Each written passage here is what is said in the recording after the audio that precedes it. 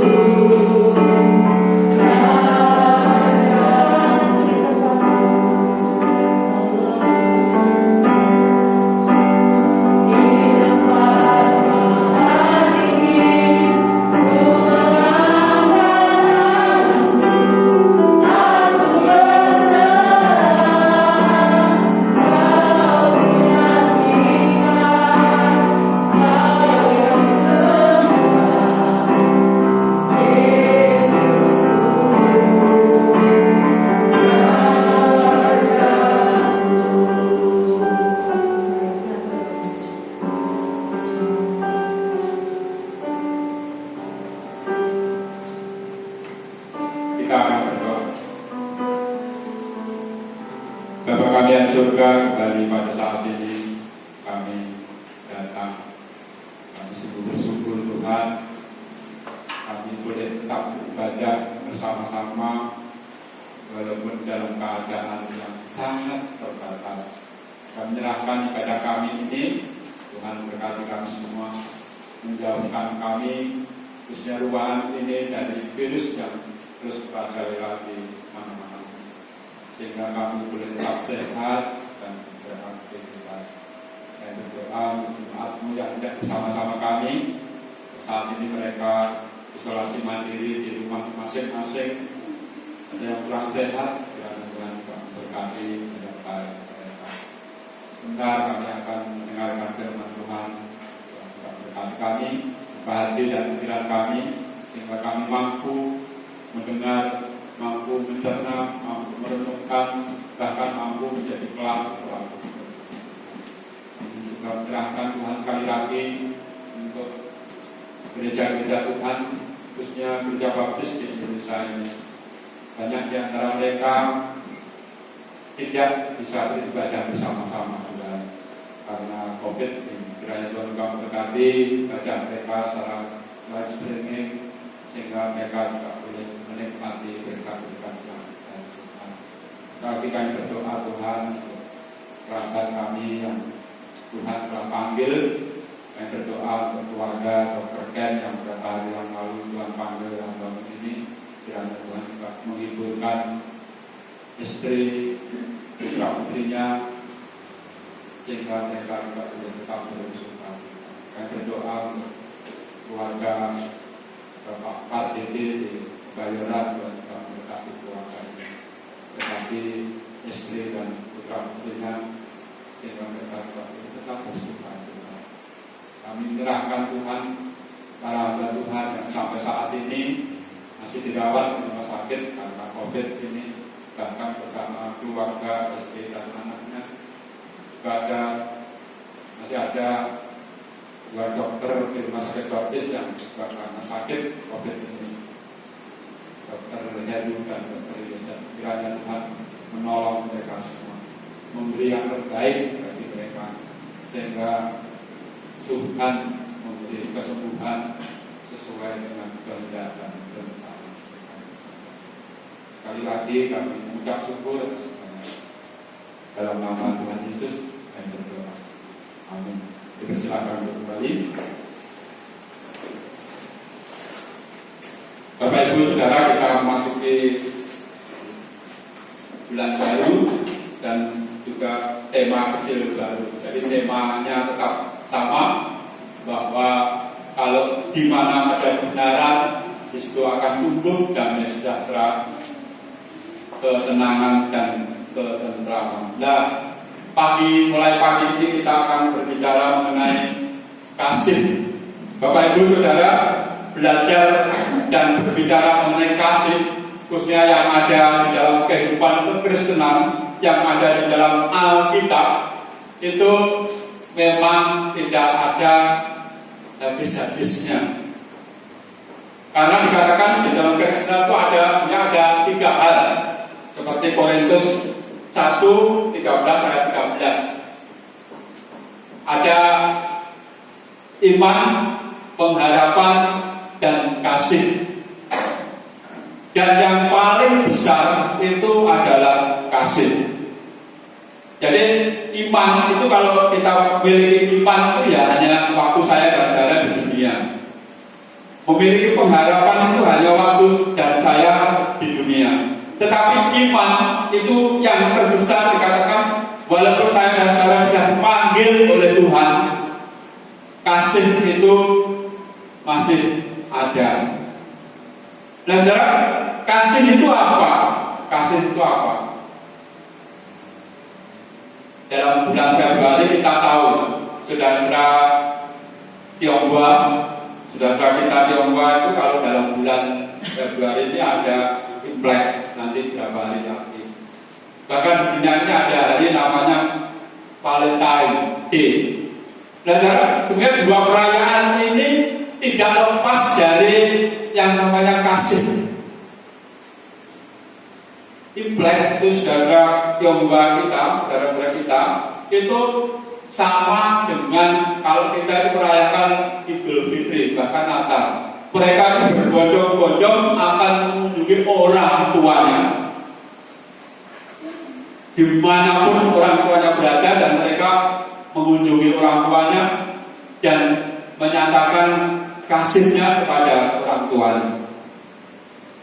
Ya, kalau Valentine kita tahu bahwa juga di antara kaum muda sama. Mungkin banyak orang mengartikan Valentine ini. Saudara, kasih itu sebenarnya dari mana, saudara? Saudara, di dalam 1 Yohanes dikatakan bahwa kasih itu Allah, dan kasih itu dari Allah juga. Jadi kalau saya dan saudara memiliki kasih, itu sebenarnya dari Tuhan Allah. Makanya kasih itu di dalam 1 Korintus, saya akan membaca karena agak panjang ya. Itu memang susah kita lakukan, tetapi bisa kita lakukan karena itu dari Allah. 1 Korintus 13 ayat 4 sampai 7 saya akan membaca cepat. Demikian.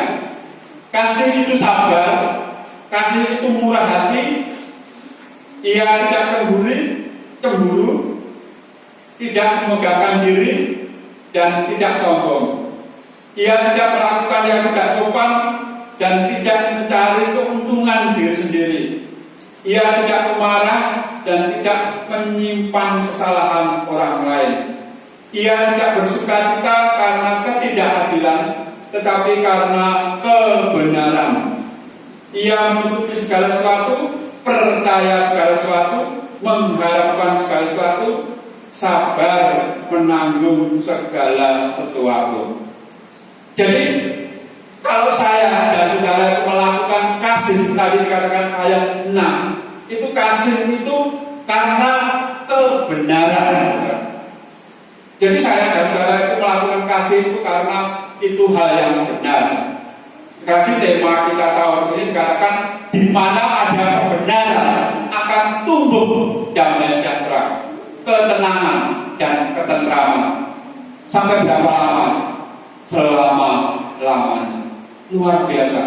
Bapak Ibu Saudara yang dikasihi Tuhan, mari kita membuka teks yang kita baca tadi di dalam Yohanes 13 ayat 31 sampai yang terakhir tadi 35. Ini dikatakan perintah baru. Perintah ini diberikan setelah Tuhan Yesus itu mengadakan perjamuan Tuhan, dan waktu itu Yudas yang akan mengkhianati itu sudah keluar dari ruangan itu. Dikatakan sesudah Yudas pergi, berkata Yesus, sekarang Anak Manusia dipermuliakan dan Allah mempermuliakan Dia di dalam Dia. Saudara, sesungguhnya perintah ini diberikan oleh Yesus itu karena Tuhan Yesus tahu bahwa waktu Tuhan Yesus nanti disalibkan dan mati, pasti murid-muridnya itu akan saling mungkin menyalahkan, saling ngeyel. Mungkin setelah tahu bahwa satu muridnya itu berkhianat, yaitu Yudas, murid yang lain pasti akan menyalahkan Yudas. Tetapi Tuhan Yesus memberitahukan kepada kita yang pertama, saudara, untuk saling mengasihi siapapun orang itu, untuk kita kasihi. Saudara, di dalam ajaran Tuhan Yesus yang lain, di dalam Markus 9 ayat 34, di sana dikatakan waktu itu Yakobus dan saudaranya itu ingin menjadi terbesar di antara murid-muridnya. Nah, dari keinginan jelas di antara mereka itu sudah ada persaingan, dan dia minta langsung kepada Tuhan Yesus. Saya akan membaca secara lengkap kata-katanya, demikian di dalam Markus 9 supaya tidak salah. Markus 9 ayat 35. Demikian firman Tuhan. Lalu Yesus duduk dan memanggil ke-12 murid itu, katanya kepada mereka, jika seorang ingin menjadi yang terdahulu, hendaklah dia menjadi yang terakhir dari semuanya dan pelayan dari semuanya. Saudara, dikatakan perikop ini, siapa yang terbesar di antara muridnya, siapa yang ingin menjadi pemimpin di antara murid-murid Tuhan Yesus. Tuhan berkata, di antaramu, siapa yang ingin menjadi yang terdahulu, itu hendaknya menjadi yang terakhir. Siapa yang ingin menjadi pemimpin, itu hendaknya yang menjadi pelayan. Karena prinsipnya itu adalah kasih. Saudara, dalam kehidupan saya dan saudara, mungkin ini perlu kita terapkan dalam kehidupan saya dan saudara. Para ahli epidemiologi itu dikatakan bahwa walaupun nanti bangsa Indonesia itu sudah tervaksin semua, rencananya mungkin sampai 15 bulan, sampai bulan Maret tahun depan, tetapi memakai masker ini harus tetap kita lakukan. Karena vaksin ini belum teruji secara luas, apakah yang sudah divaksin itu bisa kena atau tidak. Nah, saudara, sekarang sudah digalakkan kembali bahwa dikatakan seperti minggu yang lalu saya katakan, maskerku ini melindungimu, maskermu melindungiku. Itu artinya kalau saya dan saudara memakai masker, berarti saya itu mengasihi orang lain. mengasihi orang lain. Orang lain juga mengasihi kita. Karena melalui masker inilah kita saling terlindung. Biarkan kalau mungkin saudara kita atau siapa mungkin tidak rajin memakai masker, kita tetap, saudara. Kita tetap, saudara. Pengalaman pandemi yang lain seperti cacar atau yang lain itu harus dihadapi dunia ini ratusan tahun, saudara. Dan korbannya tidak sebanyak virus ini. Jadi para ahli itu mengatakan bahwa nanti kita akan berjuang lama, saudara, untuk menghadapi virus ini. Dan satu-satunya, di samping kita nanti akan divaksin, satu-satunya atau duanya yang harus kita tetap lakukan itu adalah dengan cara tetap memakai masker. Mengasihi itu harus menjadi yang dikatakan menjadi yang paling terkemudian.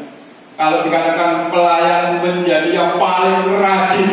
Kalau dikatakan saudara mengasihi orang lain yang menjadi yang paling tetap mematuhi protokol kesehatan. Sekali lagi Departemen Agama 2 minggu ini sudah memutuskan mengeluarkan 2 hal tadi.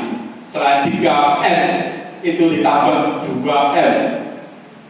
Jadi menjauhi kerumunan. Kalau di sana ada kerumunan, mari kita menjauhi dan mengurangi mobilitas di luar rumah. Artinya kalau tidak begitu penting, mari kita tetap di rumah saja. Di rumah saja. Tidak keluar rumah. Mengurangi. Yang kedua, saudara, dari konteks ini, di samping saling mengasihi, untuk supaya saya dan saudara itu konteksnya tetap mengasihi, itu adalah saling bisa bekerja sama. Bekerja sama. Dikatakan demikian, aku memberi perintah baru kepadamu, pasal 13 ayat 34 sampai 35, yaitu supaya kamu saling mengasihi sama seperti aku telah mengasihi kamu, demikian pula kamu harus saling mengasihi. Dengan demikian orang akan tahu bahwa kamu adalah murid-muridku, yaitu jikalau kamu saling mengasihi. Saudara, sebagai orang Kristen itu harus mampu saling mengasihi dengan cara saling membantu, saling bekerja sama. Saling bekerja sama. Memang tidak mudah bekerja sama. Karena biasanya kalau bekerja sama itu mungkin memerlukan waktu yang lebih lama, atau mungkin memerlukan toleransi yang lebih luas karena kita bekerja sama. Tetapi mungkin kalau saya dan saudara itu bekerja sendirian mungkin lebih cepat, mungkin ya. Tetapi mungkin hasilnya tidak sebaik kalau kita itu bekerja bersama.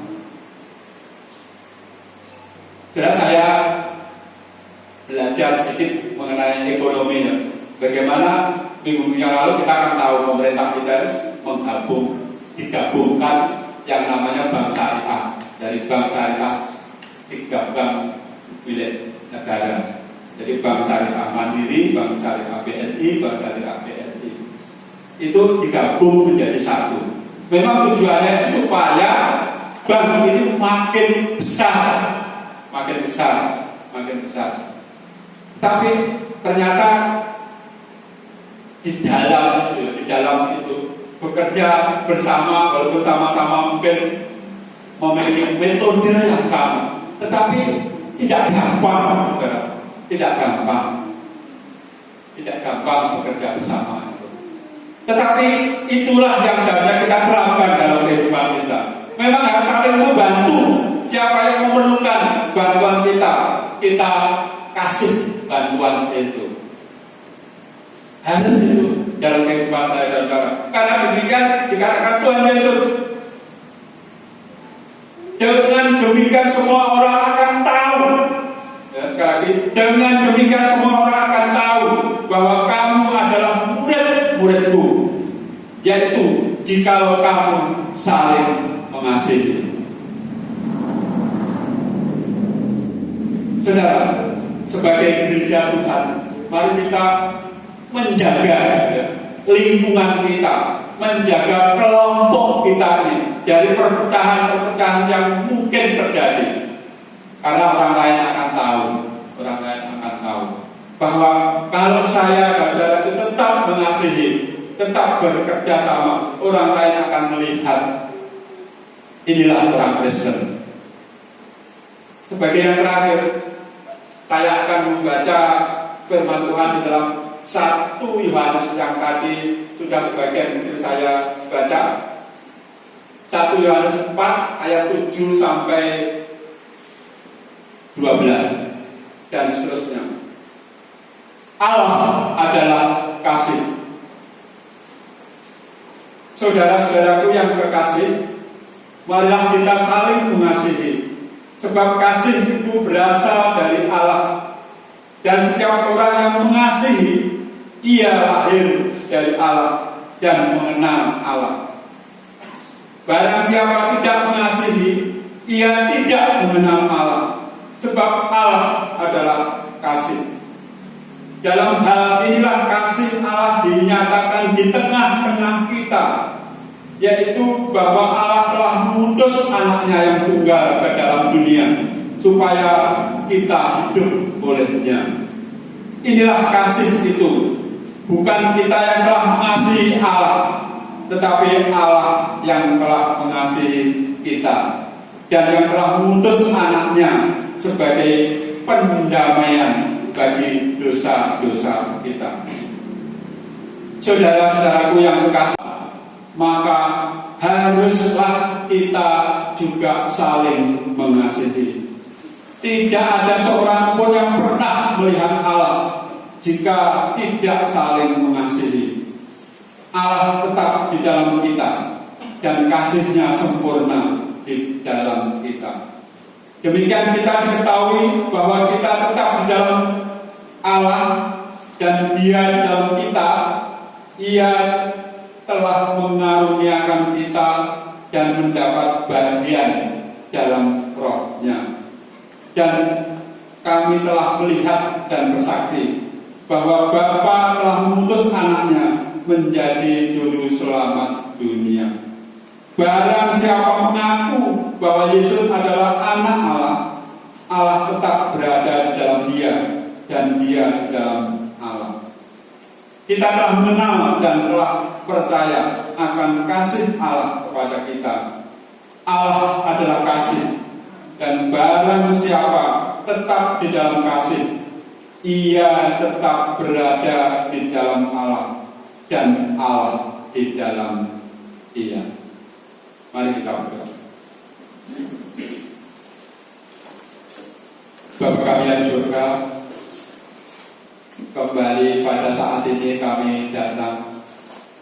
Kami sungguh bersyukur Tuhan, karena ajaran firman Tuhan mengenai kasih ini begitu luas. Bahkan Tuhan katakan bahwa kalau kami tetap memiliki kasih, walaupun mungkin sangat terbatas, kami sesungguhnya sedang ada di dalam kasih Allah. Kuatkan iman dan percaya kami Tuhan, sehingga kami mampu melakukan kasih Allah yang mungkin sangat susah kami lakukan, tetapi bersama Tuhan Allah kami akan dimampukan untuk melakukan kasih itu terhadap sesama kami. Sekali lagi kami bersyukur kesempatan saat ini. Kami terus berdoa Tuhan untuk kami semua. Lindungi kami, khususnya dari wabah COVID yang merajalela di mana-mana. Bahkan keluarga besar kami dimanapun mereka berada, yang di luar kota, Tuhan juga melindungi mereka. Kami rindu Tuhan, tetap mematuhi protokol kesehatan yang ada. Walaupun itu mungkin sangat menyusahkan untuk kami, tetapi kiranya Tuhan menguatkan kami. Kami terus diingatkan untuk mematuhi protokol kesehatan, sehingga kami boleh tetap sehat. Kalau sebentar kami akan meninggalkan tempat ini dan kembali ke rumah kami masing-masing. Tuhan juga menyertai perjalanan kami, bahkan menyertai hidup kami hari ini, menyertai hari lepas hari apa yang kami lakukan, Tuhan, sehingga penyertaan Tuhan boleh kami nikmati dalam kehidupan kami hari lepas hari. Tuhan berkati engkau dan melindungi engkau.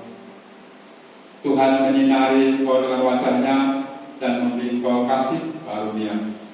Tuhan menghadapkan wajah-Nya kepadamu dan memberi engkau damai sejahtera. Dalam nama Tuhan Yesus kami berdoa.